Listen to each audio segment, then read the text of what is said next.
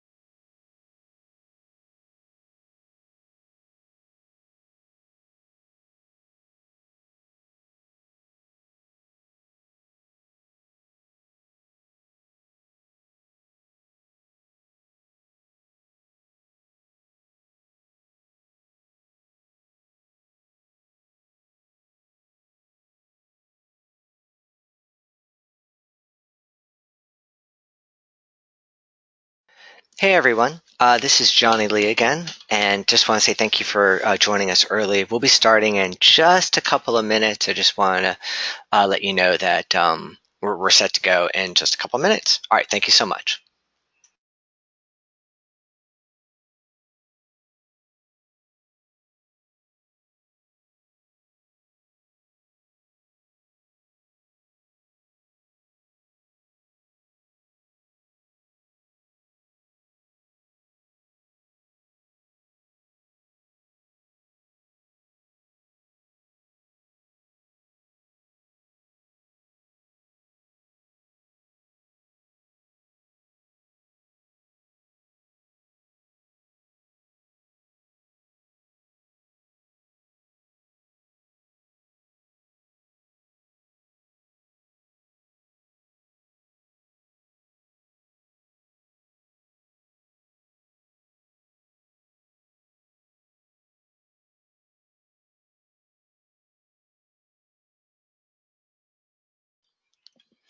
Hey everyone, this is Johnny Lee with the Panic Button, Peace at Work, and a number of other things. And I just want to thank you so much for joining us on time for this program. Now, there might be a few more people joining up. Sometimes there's a little bit of a lag while people are dialing in or just logging into the GoToWebinar program. So I'll just kind of start off slowly, but we'll be getting into the meat of the program shortly. Well, let's start that because I want to respect the time that the folks that actually did sign up on time. All right. Hey, so just giving you an overview, sort of a house cleaning kind of approach. I think this will take about 45 minutes. And while there are certainly many things that I could do that are more presentation, sort of a training, looking at threat assessment and the entire security process, this is really meant more for a discussion. I will be using this tool, this little thing that I've been working on called a threat assessment tool, and we'll have a chance to interact with how we can vote on the different factors, factors being the findings that we have. But the point is to have a discussion. Now, to have that discussion, there's a couple of options. The questions tab, if you can see right here, the GoToMeeting interface might be a little different for you, but I'm sure you'll figure it out. Just get to the questions and you can put something in there. I will repeat any comments or questions, but I appreciate if you don't want anyone identified. So I'll just repeat what you say, but I will not identify anyone. And no one should be able to see who else is on this presentation. However, if there is someone wants to be even more active, I'm fine passing the mic over, like unmuting your telephone or your mic so that you could speak, just so we can have that conversation going. I hope that sounds good. Now, about this, I've been in a lot of webinars as well. So I want to say that feel free to, look up your own things. Of course, you're well aware of this case. I'll do a brief introduction, but I know you know about this incident. And you might have stuff that you've already known about and had questions regarding, or you can just right now open up another tab and start looking for some of these warning signs, red flags, whatever we want to call them. Here's just an example that I'll use later on in the slideshow. But let's keep on. This is from a presentation by Stefan Molyneux from Freedom Main Radio, and here's just an example. I was just showing that as an example. All right, a little bit about myself. I'm with the Panic Button, Peace at Work. Here's a little bit of my history. That's how you can reach me. Of course, you could always just reply back to the emails you were getting, and that'll come to us as well. And then we can pursue the conversation or whatever other information you may want to have. I really don't want to talk about myself at this point. Now, let's talk about the process. Let's talk about why we're here. I want to be clear that this is not a critique or a critical review. I'm not here to, and it's going to be a challenge with this one, but I'm not here to challenge the law enforcement agencies or the school administration or the family members involved. For one thing, I want to say, of course, hindsight is 2020, that many of these things come out, of course, afterwards. So we have to give them that. And then the other point is we really don't know what happened. There's more information that I'm sure is withheld. Anyone who's involved with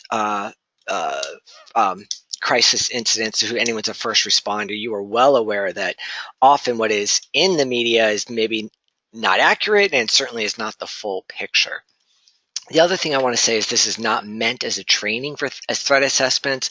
Certainly we maybe go over some topics and ideas, but I'm assuming that individuals here have some grasp of the basics. It's, again, a chance for just to have a discussion about an incident. I'll be honest with you. Here's the deal. I do security work. I do threat assessment work. I certainly work with some of my colleagues and talk with them. On the phone, or we're chatting on text, but I wanted to formalize it, just create how can I put it, an opportunity, create a venue for discussion and see where it could take us. Again, it's for my own edification as well. So moving forward, let's jump into the meat of this, because there's so much going on in this case, and I don't even think we'll be able to touch on everything. Golly, do I really need to tell you about this case? I'm sure you well know, Broward County, Florida, Douglas Stoneman High School. It's been referred to as the Parkland High School. On February 14th, Nicholas Cruz pictured there. walked into the school with an AR-15 and killed 17 students, wounding others, walked out and was later apprehended on the street. He was apprehended without incident. So that's in a nutshell. Now, there's a lot more to this case. Certainly, there's a lot in the aftermath. We can talk about the gun debate and the student protests and things of that nature. My point, the real value, if there's any point in talking, it's about what are the lessons learned that we could take from this so that we can prevent another incident. And I hope that you feel the same way. Now, here's just a little broad concept. Maybe you have your own system. That's great. Let's have a discussion about that. I'd love to learn. But whenever we take an incident, many times when we talk about threat assessment, a lot of attention is put on the subject. And by subject, I'm talking about the potential perpetrator or the perpetrator, in this case, Nicholas Cruz. So that's just my word for saying the person or people that we're looking at. That's the subject. Naturally, there's a lot of questions that come up about, their mental health, their status, their access to weapons. These are all important things to look at. But I want to emphasize that threat assessment is a larger picture. For instance, we could look at the target, meaning sometimes in many cases, there may be a facility or an organization that is the target of the assault. And more likely, it's an individual that's been threatened. I do quite a bit of work around domestic violence and stalking cases such as that. And as you could tell, obviously, there's a very pointed target, a victim. And we have to look at that person as well. Not only what they might be doing to antagonize or make the situation worse, but also how vulnerable they are. The final thing, and this kind of relates if the target is a facility or an organization, is we could talk about the environment. Now, most specifically, I'm talking about the building itself. We can talk about crime prevention through environmental design. We could discuss target hardening. But, when we really think about it, environment can be much broader. We could possibly, and this is much more amorphous, but we could talk about the culture. We could talk about the laws that are in place. That gets a little bit more, certainly more vague, but if I was doing a threat assessment for this school, then certainly what I would start with is the access control issues around that school, notification systems and things like that. Okay, so I wanted to say one last thing about this. I want to say in this particular case, and please, you really don't want to hear me talk the entire time. It was tough. We could talk about the school itself, whatever security measures that they had in place and things that they've done.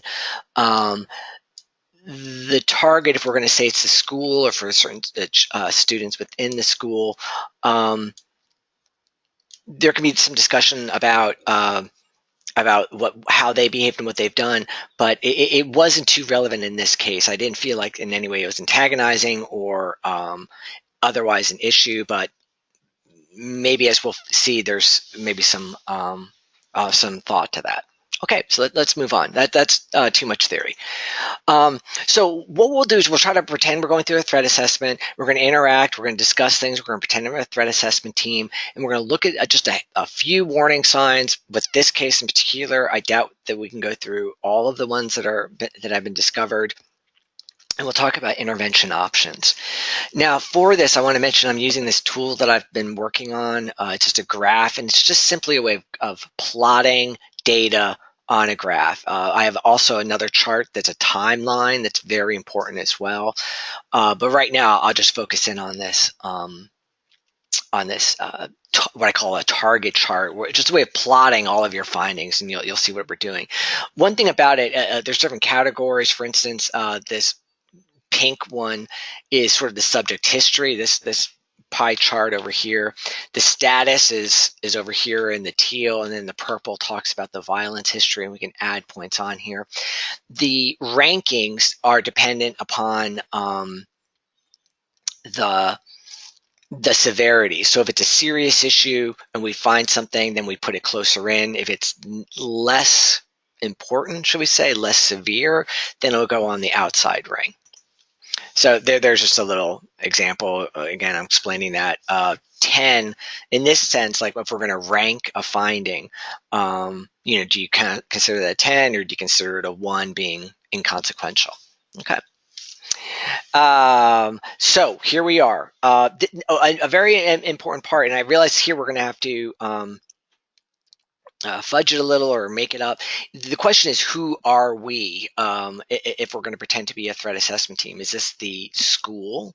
Is this the law enforcement agency or a private third-party security firm that's brought in?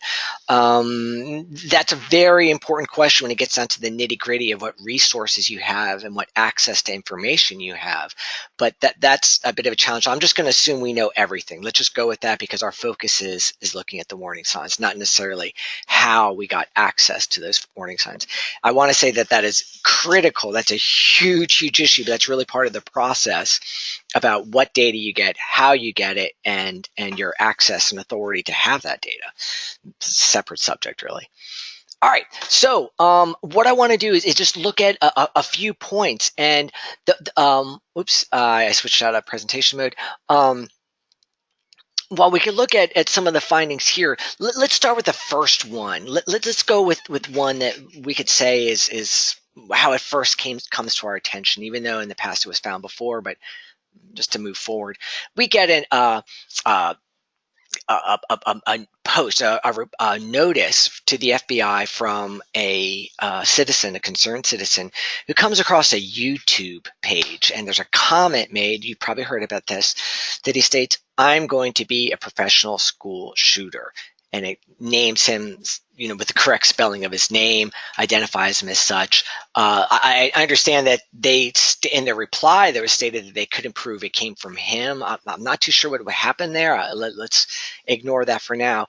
But just to go with this idea of how we could interact and communicate on this webinar, let me ask you, you're in with this threat assessment team, you find out about this post this individual has.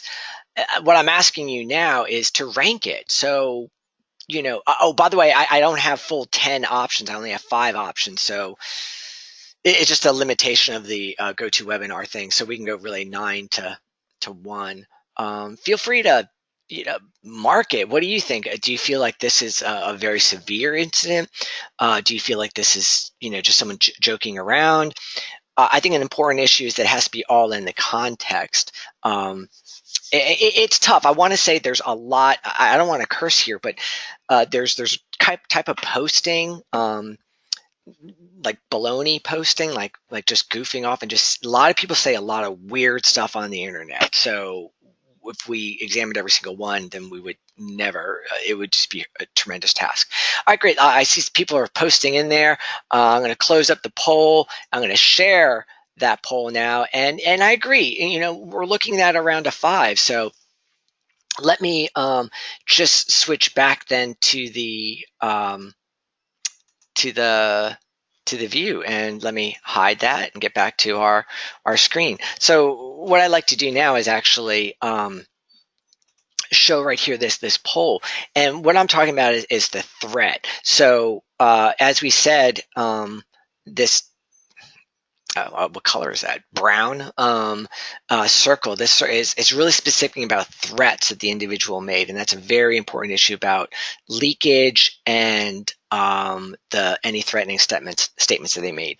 Leakage, for those of you who don't know, refers to when people make statements about committing violence or something that's scary, but it's not a threat to you. Like, I'm going to shoot you. That's a threat. I'm talking to my friend. Hey, I'm going to get that guy. I'm going to shoot him. That's leakage. I hope that kind of makes sense there. But, we voted that for a 5, so I'm going to put that in here for 5. And we certainly can put this information in here. YouTube comment. It was a comment, not a post. All right. So we put that right there. And folks, while we're doing this, feel free, of course, to dig up your own information. I got a lot more. So I want to let you have some input as well. That's sort of in the sense of that discussion. And go ahead and put it in the chat. If you just reference something, I could Google it real quick and we can find it. The next incident, though, that we want to look at is the Parkland school warnings. And this is just about the number. What I want to say is the number of calls. So, for instance, if you were, as you well know, you could go to any law enforcement agency and pull up service requests to any address. Apparently, this was done. Now, there's some dispute between the sheriff's department saying it was something more about 28 calls. Media sources found out that they claim it was more like 45 calls, not necessarily just attributed to Cruz, but to that address where he was living. So let's go with that. What do you? Any thoughts about that? Any thoughts about the number of calls that were made? Tell you what. So if I'm going to go with the 45, let's do another poll. So again, we don't know what the call was about. Or each and every call, it could have been, my cat stuck in a tree or something silly like that.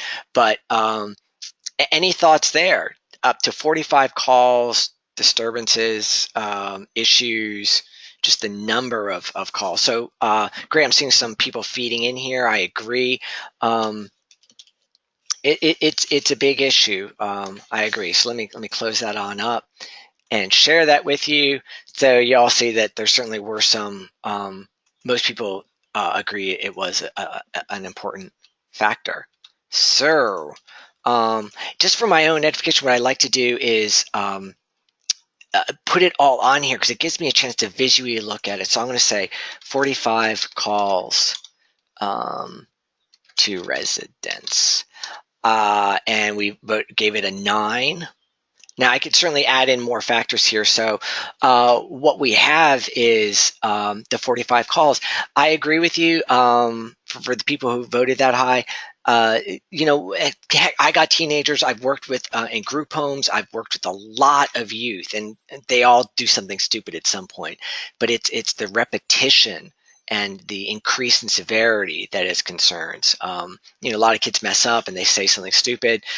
You address it, and then you see how they go from there. Obviously, I think there's been some calls here. Again, feel free. I can open up your mic, or if you want to chat something, then I can say that for everyone else, and we can have, again, more of a discussion. Tell you what, while I was setting this up, I also looked at a number of other incidents, and this is my quick little voting, but I wanted, again, to be more collaborative. Let me do something. I'm going to go through the posts, a couple of the factors that I added, and then we will have a discussion about that.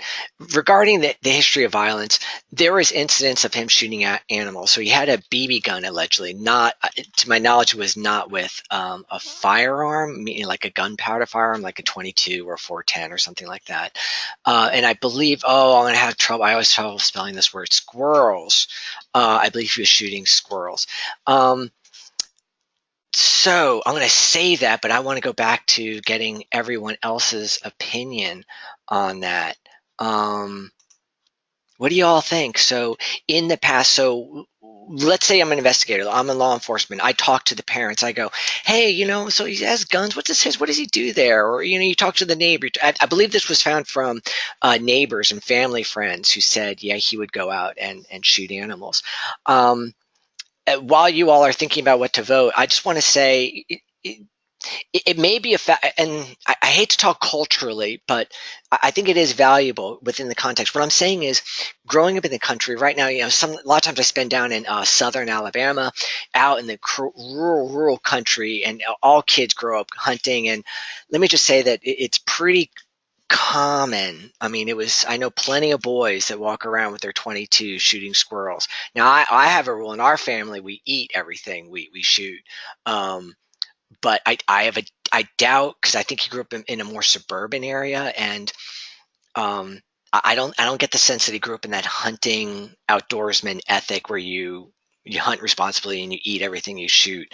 I'm seeing folks. Well, great. We have some controversy here. Some people are saying 5 or 7. So what we're going to do is good old compromise. And let me close that up and let me share you those results. So you see 5 and 7. So if I can manage my math, which I think I can, I'm going to give that a good old 6. Now, the reason I'm getting into these things is because I think it helps look at the bigger picture. So let's move in. So 45 calls, history of violence. I'm pulling on under of shooting animals. I'm going to go up to mental health. By the way, please don't be too concerned about these categorizations. Does this fall under history of violence? Does it fall under mental health? Does it fall under weapons status? That really doesn't matter. The more important things is the more data you have, and then how you're ranking it. Now, one thing that I found, and well, I could find you the article if you want, but I don't know if it's that valuable. One thing I found that was very, it just struck me, also made me really, well, sad, to be honest with you. He, if you weren't aware, he was adopted at birth by apparently a loving couple who, cared and reached out. The point is, at 5 years old, the husband, the man of the family, was in the den with him, and uh, Nicholas comes running out of the room, sees his mom, and he's upset. And she's like, "What's the matter?" And she says, "Dad is dead." Apparently, I don't remember what it is verbatim, but he witnessed his father die at 5. Yeah, I think that's significant, and I'm curious what you all think about that. Um, and then I'm going to add another important factor. So at the age of 5, and in some ways, little ones, uh, their sense of reality, how they perceive things, is different, but it certainly must have been a bit traumatic. I'm seeing some folks going with the 5, the middle rank, and let me show that to you. There you go. So I agree. In itself, by the way, with the occurrence date, by the way, one thing I haven't set up yet, this is the timeline, which is very important. I know roughly, I'll just throw it out here, it was when he was much younger.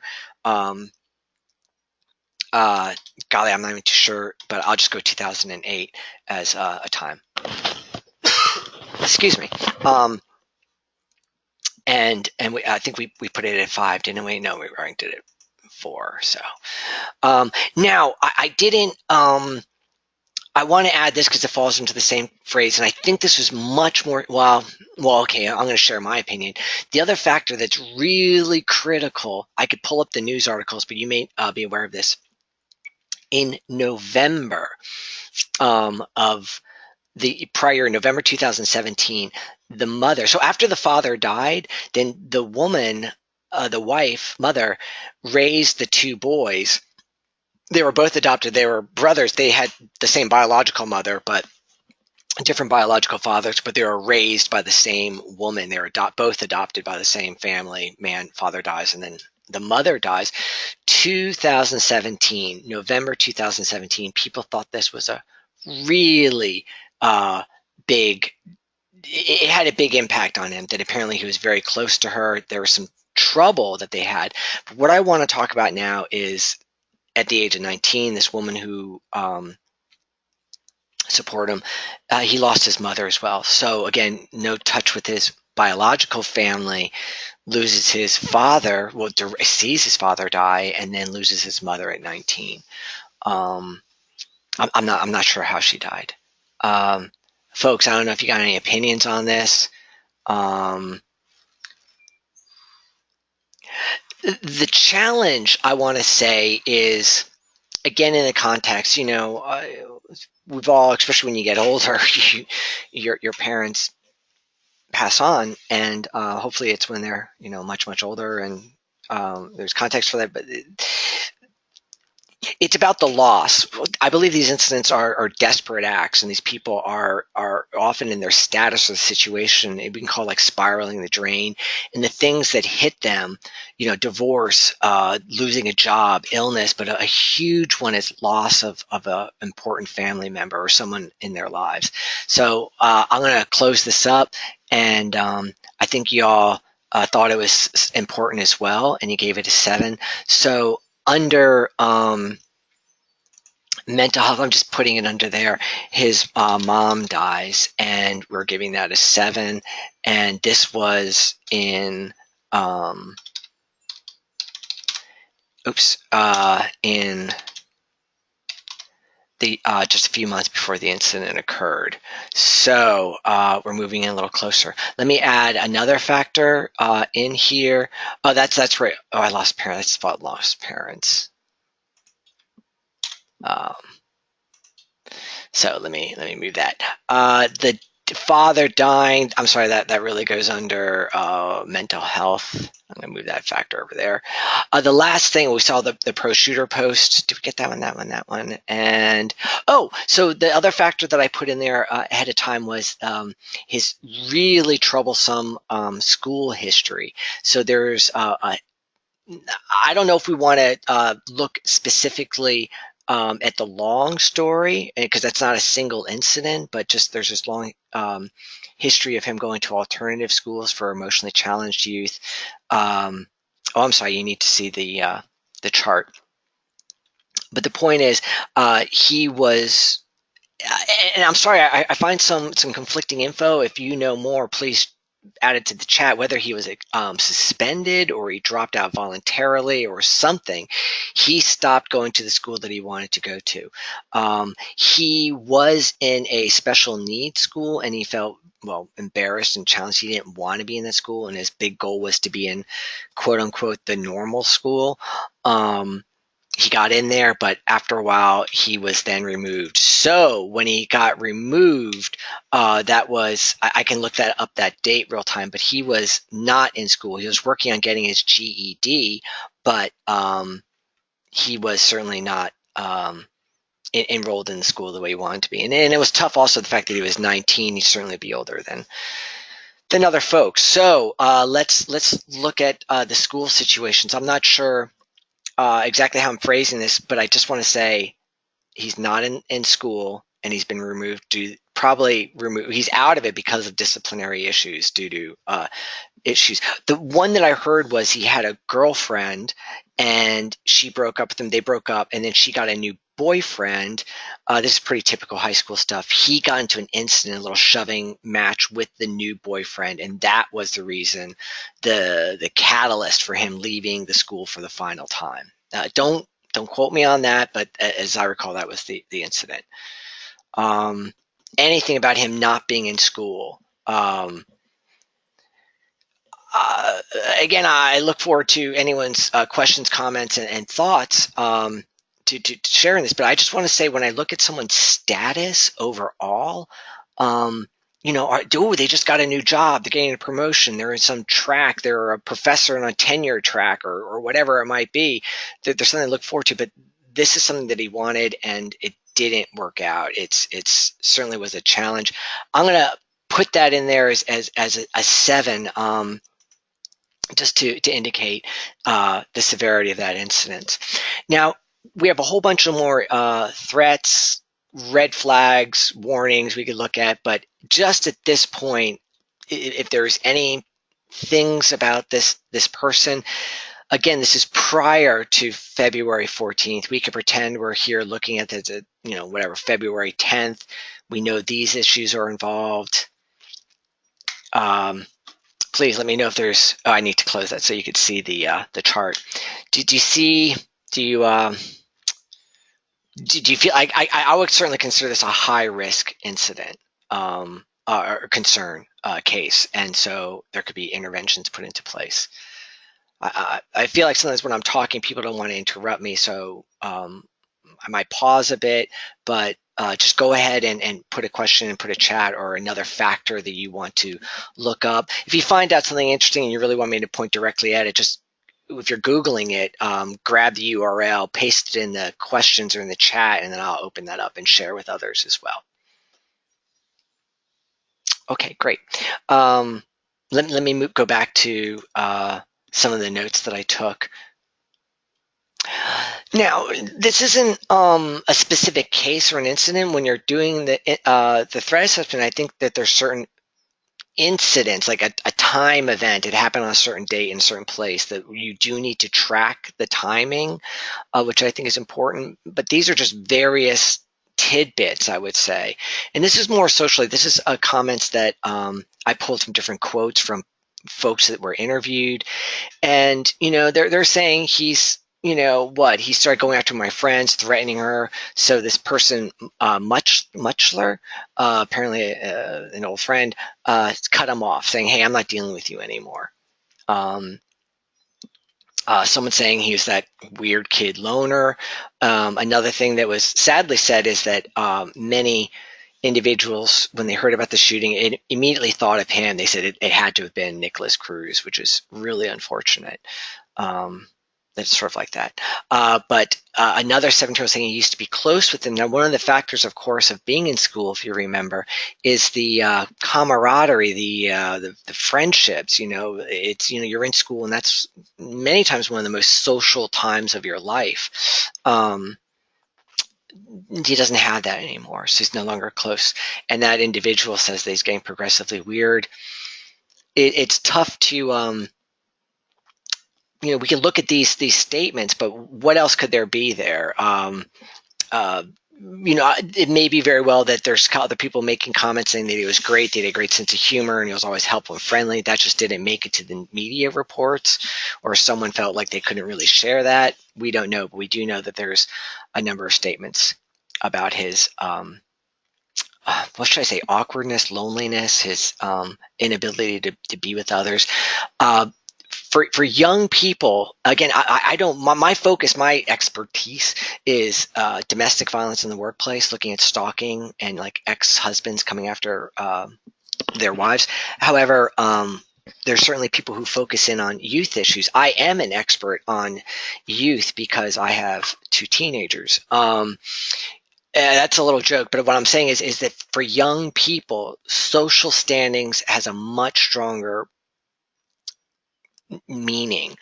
Being a middle-aged later man, I'm not so concerned about my peers' opinion or what other people think, but that might be, I could be wrong, but I think that's something with age. But I would argue that young people, adolescents, very much need that peer support and are very, they're more sensitive to peer pressure. Now, I want to say that it's more about their views. So where am I going with this is I'd like to ask you about his loneliness, his, what I would argue, his lack of friendships, how people thought he was an outsider. He seems to push people away. I know a few kids like this, and they often very desperate for companionship, but they lack a lot of the social skills to uh, get have that kind of interaction, to have that sort of positive reaffirmation. So, any thoughts here? His loneliness, keep both things weird. I could have posted or cut and pasted 20 more comments from interviewees, but I don't know if anyone has any thoughts about his. I guess I'm going to just call it loneliness, his lack of friendships. Apparent. I'm going to rank that pretty high. Let me close that. Not too many people wanted to share with those points, so unless someone wants to comment, I'm going to look at, in terms of his status, I'm going to talk about the lone. I'm going to have trouble saying loneliness. Loss of friends,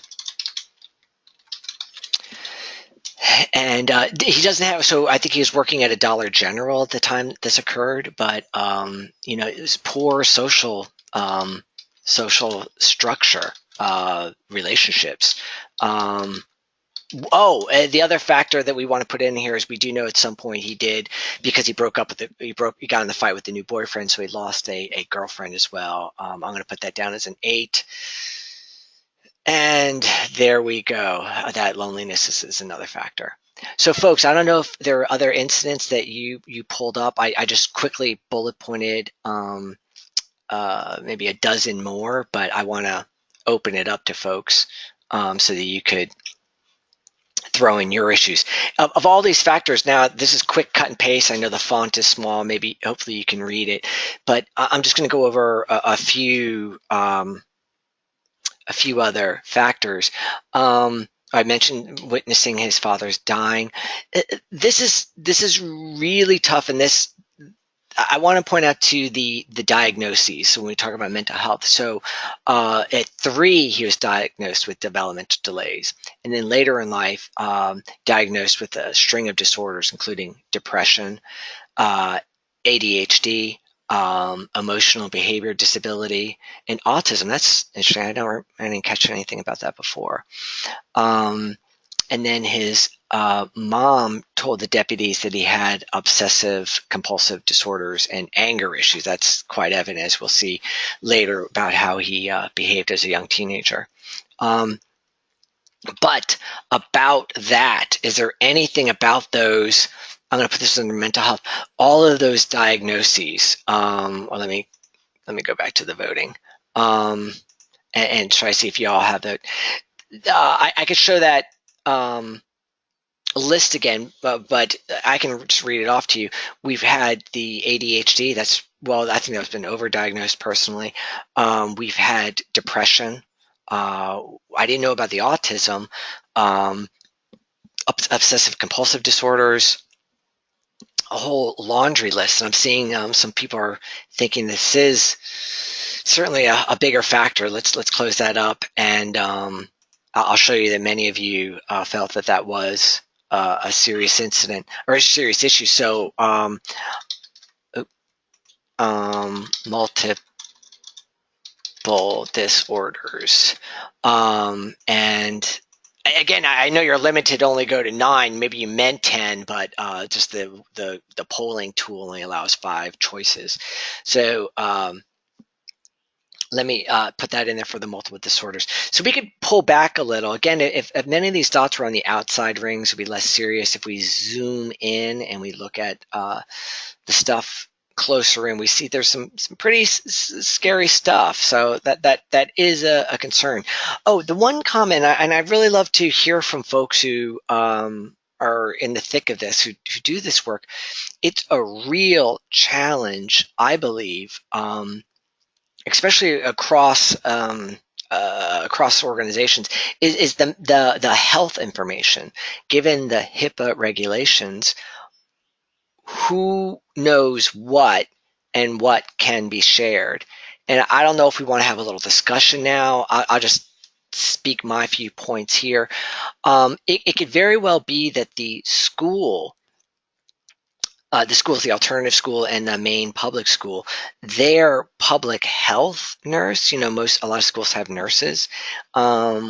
It could be very possible that these individuals, and also that there's a school counselor involved, that they would have access to these diagnoses. What medications he's on, what he's being treated for, things like that. But how can that possibly easily be shared? What are the laws? And by the way, I'm not an attorney. We're getting into a very difficult area here. We're talking about some legalities, but can the school then share that information with the law enforcement? It's a tough thing. So if we're using a third party, let's say we bring in a I don't know, like a security team, or you bring in I don't know, some sort of youth concert, like a Big Brothers program, to help him with his issues, and you're having a discussion again as this threat assessment team. How can you share this information legally? And from my knowledge, also from doing some work with outdoor adventure programs, it's literally how you are handling that data, meaning where it's stored, how it's transferred, which is a big it just puts a lot of barriers in place for the sharing of this information. I'm not saying it's right or wrong, but we got to recognize those challenges when we look at health issues. And then there's another side of this. Well, he was 19. Here, I'm not too sure about Florida, but I know in Alabama, it's just odd to me that it's 19 is that age. So like at 19, you stop paying child support, not at 18. You can't buy tobacco, for instance, here in Alabama. So my point is about criminal histories. While certainly we could pull up, we're going to be looking at the police calls that went to his house, if he was ever charged with anything, especially while he was a minor. That's not going to be so readily available. So I'm sorry, I'm going off on a little tangent here. I'm going to keep going down my tangent. A real quick thing you could always do with threat assessments. It's cheap.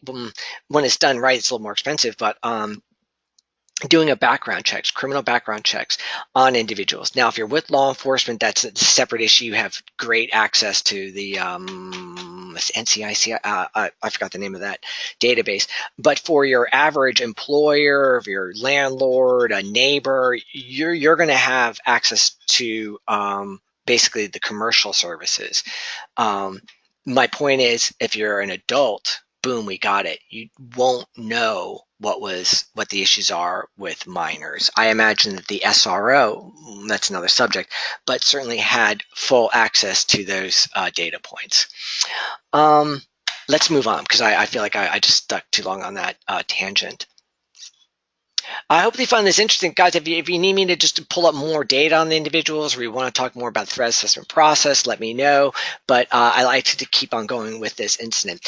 What I'd like to talk about now is some of his violence behavior, and one is about with his mother. So apparently, who was allegedly very close to. When he was 14, I think one of the reasons for the visits from law enforcement to the home was he hit her. I'm looking at this point right here. Hit her with a plastic hose from the vacuum cleaner, and then several months later, he threw her up against the wall because she took away his Xbox. Then about a year later, guess this, believe me, I know that one. It's a good one. Taking away the video games is a great way to punish and reward folks, kids. But he certainly didn't handle well punching the wall the second time, or at least one other time when he took away the Xbox. Folks, what do you think about that? Let's look at punching walls and that's one of my developers. And I don't know. We could look at them together, like hitting with the plastic hose. That's bad. Punching the walls. That's bad. But what is certainly concerning to me is throwing. Like, oh my goodness! Can I just say for a second, like, what in the world? Like, you never lay your hands on your mom. Like, just I know this is not professional or the point, but maybe in certain households that there's more that kind of activity, but it's certainly not healthy. I would argue that. So anything about the violence that he expressed towards his mom, is this typical? Not too typical. I'm going to say it's not typical, but is it outrageous? No, it's not. I worked with a lot of youth, and I've seen youth get violent with to that extent, like the push and shove stuff before. I don't know how you guys want to consider this, how you would rank this concern. I'll go with I'm going to go with 5. And and then we'll talk about the weapon in just a moment. Again, I'm putting this under history of violence, and I'm going to just give it the main one. God, I don't just call this. I just need to give it a name. But the tantrums pushed mom against wall, punched hole in wall, and then hit her with plastic part. Yeah, see, that's my way of avoiding spelling vacuum.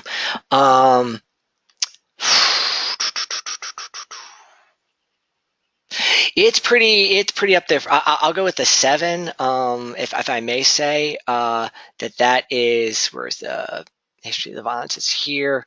Putting that under the tantrums category. Boy, I've known plenty of people. Maybe as a teenager, I probably punched a few walls when I was a kid. I'm not proud of it, but again, it's in the context of what else do you do in your life and how you handle it. Did you immediately apologize and fix it, or there's a lot of context to that sort of behavior. Moving on, so I'm going to look at a few more factors. Oh, before we talk about the weapon, I wanted to look at a few more things. Again, I just quickly grabbed a couple of factors as I looked at these incidents.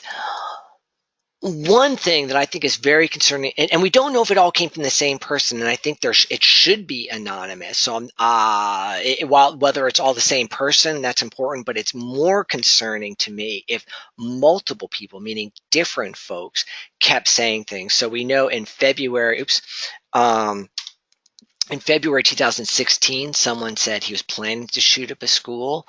Um, Another one, November 30th, was 2 months before the incident. Someone says he could be a school shooter in the making.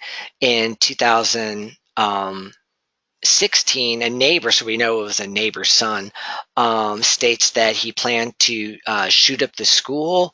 When they go there, discover he has knives and a BB gun, and that information was forwarded to the infamous school resource officer, Scott Peterson. I'm trying to find the specific threats. I feel like this is all about the threat. This is so we talked about the YouTube post, but then we also see individuals coming forward saying they're concerned about his weapons and he may be a school shooter.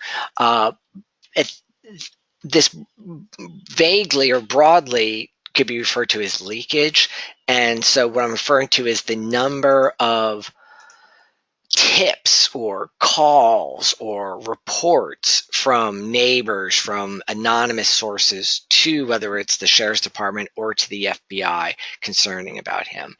Any thoughts about this? Do you guys, where are you with that? Again, I struggle with not being able to have 1 through 10, but just 1 through 9. To me, I rank that very high. So I'm not sure if you guys are able to do the poll or not, or you got something else going on. But I'm going to move on with the my view, haha, because I have control of the incident. And what I'm concerned when we look at the threats, the number of individuals just contacting. Again, if it's all the same person. By the way, you know what the right way to do this is? It would be to date each report. People don't come forward. Let me add it in here anyway, though. People do not come forward. They don't call the police or the FBI unless they think something bad's going to happen. And it's sort of like there's this natural tendency for individuals to minimize issues, to blow it off or to reduce its severity. But when people move forward to call law enforcement, it's pretty serious. So my point is that the number of people through the ages, through the years or months making these reports, it's somewhat significant. Yes, there are, I call them kind of like the Chicken Little types that just, all the time they're calling the police all the time, like because they saw their neighbor. Oh my goodness, my neighbor's wearing black. He's going to be a school shooter. There are the individuals like that, but that's more rare when you see a group of people, multiple people expressing concerns. That has far more legitimacy. I hope you agree with that. So I'm putting that factor at that point. Ooh, hey, we're golly, the time goes by so fast. Let me just skip to the last one. And there may have been other factors that were just as important, but this is a look at one concern. It was about a year before that he purchased an AR-15. Well, what do y'all think about that? What do you think? So we know that he purchased an AR-15, that he's got one. So, by the way, whenever I do a threat assessment, some of my initial first questions is, do they have a gun? Do they have access to guns? And obviously he does. Now, there's a question. I think this is a cultural issue as well, but the fact that he has this type. By the way, the image that I have here on the screen, you saw it earlier, was one model. I don't know the exact specs or the modifications done on his AR-15, but would you feel differently if he just got like a Ruger 1022? Those of you who don't know guns, if he got one that was more of a quote unquote a hunting rifle that didn't look so scary, does this have any bearing to you that he chose this type? I got to say that I know many people with AR-15s, and it's not. I mean, it actually is a great hunting rifle. hunted with one myself. So you know, in itself, it just the fact that someone owns it does not mean that they're going to automatically be a danger. But for this individual to choose this weapon, that he has this. Any thoughts? How would you rank it? Um, I'm gonna go fairly high with this one, and I think the challenge is also looking at it in the context of it. So I'm gonna put this maybe under history of violence. Certainly, I could even add another factor about his weapon. So meaning this is a new type of. Oh no, I put this under mental health, didn't I? No, let's start over. Because it's almost a separate category, so I'm going to add as a separate category, and I'm just going to add, say, AR-15 for interest of time. I'm going to give it a 9. So here, this new section or category of weapons, the AR-15 in this case, I think, is significant for this individual. So now that we're wrapping up near the end of the time, I want to respect everyone's I know you got a lot of work to do. I do too. If we look at this case, sure, there could be more things put in here, but if we just broadly look at all that's going on, the AR-15, numerous tips from the folks, multiple disorders from a very early age. He saw his father die at a tender age of 5. There were up to 45 calls to the home.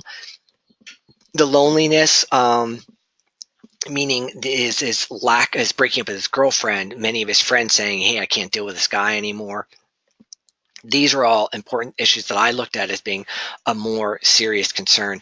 I think it's kind of obvious, like I'm not trying to, hindsight's 2020, that really is true. But if we look at all the factors, there certainly could have been many things that could have been done. The question that I have for you all is, who and what could have been done, and I think there's various levels. If we started from the closest to them, it's the family members. Now, unfortunately, he lost those family members, the ones directly concerned. His brother later states that he regrets that he picked on him so much, and maybe he could have done more to help him with his awkwardness and issues. There's the neighbors. He was staying with family friends, I think, sort of couch surfing, didn't really have a steady home life, but those individuals could have, there's two sides to this. There's the support side about providing emotional support, helping them with their issues, and then there's the protection side, the security things. One thing that was done allegedly is there was people saying, hey, come and get these guns. Now that's been disputed later. They're saying, hey, I never said that. But naturally, if you know someone and you're concerned about them and you know they have weapons, that could be that call to law enforcement for the organizations to move forward. Now, many of you might be working with corporations, in which case you're looking at sort of the workplace violence incidents. Some of you are with schools, and this certainly is this case. So we can talk about well, there's several schools. There's the Douglas Stoneman School, the public school, and then there are the alternative schools or school that he went to. So within there, allegedly, and I've heard conflicting reports that there was a threat assessment done initially for this individual. What would have made sense certainly was for him to be get a deeper evaluation. There was a recommendation, and I'm sorry, right now I can look it up. I can't recall whether it was from the school or from family members or from law enforcement, that he be involuntarily committed. There's a term for that. Is it the Baker's Act, or I forgot one, and it's also state by state. States have different laws about involuntary commitment. But there was an attempt to have him committed, but that institution said he was not. There's certainly concerns here, but it wasn't at the level where he would be involuntarily committed for residential treatment. So, certainly you can look back and criticize that view, but there was an attempt to look to follow through with that, and it wasn't done. By the way, again, I don't want to blame any organizations at this point. There's only one person to blame, right? And I feel very strongly about that. But it's looking forward. What were the lessons learned, so we could, next time we have similar information or similar situation, something can be done. Where are we with time? All right, hey folks, I want to respect everyone. I certainly want to end before the end of the hour. The one thing I want to say broadly about this case, I did another program. By the way, this was meant more for professionals and try to do more with colleagues. I do this sort of thing with the laymen, sort of friends, family, folks looking at what average everyday people can do. And when I did that program, I got a lot of flack back saying, "Look, we did all those things, Johnny. We reported it. Not we, but the public, family members, members of the public reported, and nothing occurred." Now there certainly is a huge tragedy here, and something happened. We don't know the full story. That's what I'm positive of. I just want to say one final thing is that a lot of times it is follows through correctly. It just doesn't make the news. I have a small stack of cases where a parent or a friend reported it, they investigated it, they found something there, they intervened, and nothing happened. That happens over and over and over. Certainly some things went wrong here, and we'll find out what, maybe someday. But my point is there's still value in reporting, because in many, many, many, many cases, something is done. But going back to the professional side, I just want to encourage you all to look at some stuff. You're welcome. You can do a screen capture of this. You're welcome to get a copy of this program, this slide deck. Here's just a few threat assessment tools that I like, especially looking at some more of the school-based ones. They're very helpful. So these are more documents. But the other thing, of course, is I want to talk about other resources. By the way, in terms of threat assessment programs, I am not making recommendations. Here's just a couple that I found that I'm saying, hey, they're out here. And I didn't put on the waiver 21 one. I got to add a few more on here. But it's not an endorsement. I'm just saying, go look at the systems that are out there. Yeah, not recommendations, just reference. The most important thing you can do is keep learning. And I want to point to the two major organizations, the Association of Threat Assessment Professionals, having its annual conference coming up in Anaheim in August, and then ASIS, and that's the global security juggernaut. They have certification programs and tremendous resources. And I bet if you're in any kind of large town or a small city, that there is a local chapter near you that I encourage you to get involved with. Folks, thank you. I appreciate your time. I hope you found this interesting. I'm going to try to do this over again. I'll be doing the YouTube shooter incident a little later, and we can find that there was very sad. What I mean by sad, I mean there were very strong warning signs, and sadly it did come to fruition. But that was another case where it was I don't think as blatant as this one, but certainly warning signs were present. Folks, final word. Even though I looked at that tool and we could look at different algorithms, I want to go back and tell you my advice is please always trust your intuition or your guts whenever you're doing an assessment. It doesn't have to be logical or rational. Just really know how to listen to that and follow it, because I think there's a lot of good. I think those folks who called the police and the FBI did have a gut instinct about it, and they were right. All right. Hey, thanks a lot. Appreciate it very much, Lee. If you're interested, I did this for free, but if you want to check out the panic button, and I'll be doing that threat assessment tool soon, go ahead and check that out. Any questions or comments? Kind of a quiet group, but hopefully next time I'll say something really outrageous and stupid, and then you'll have to comment to respond. Get you talking. I just want to thank you for joining us for this hour. I hope you found it valuable, and stay safe out there. And for you threat assessment people and security folks, thank you very much for the work that you're doing. I know you're saving lives. So stay safe and take care. Bye-bye.